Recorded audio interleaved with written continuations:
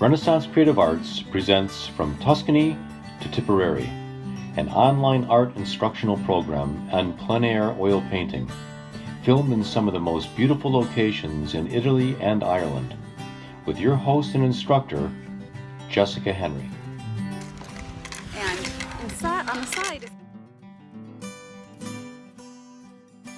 Villa Nobile in Cortona, Italy. Well, let's maybe fashion this around these grapes. The grapes are beautiful. So then if you paint this part too thick, then it will, when you try to do a layer over the top, it'll intermingle and it's much more difficult directly.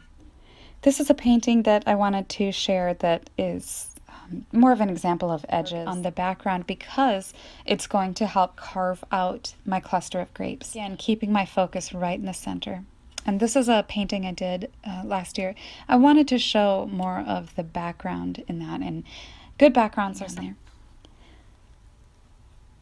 Now I'm mixing up a green using just yellow ochre and blue and the smallest amount of burnt sienna on a few of the leaves, as I felt that they best helped with the composition. So when I'm doing the grapes, I start with the middle tone dust color. I'm cautious and careful not to overwork the grapes, dusting on these grapes. And there were different colors.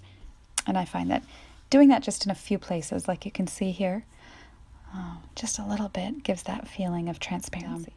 Always a challenge. There's always something to learn with still life painting and color harmony, as well as lost edges. Here is the finished painting. I wanted to thank you so much for joining me, and I hope you try this.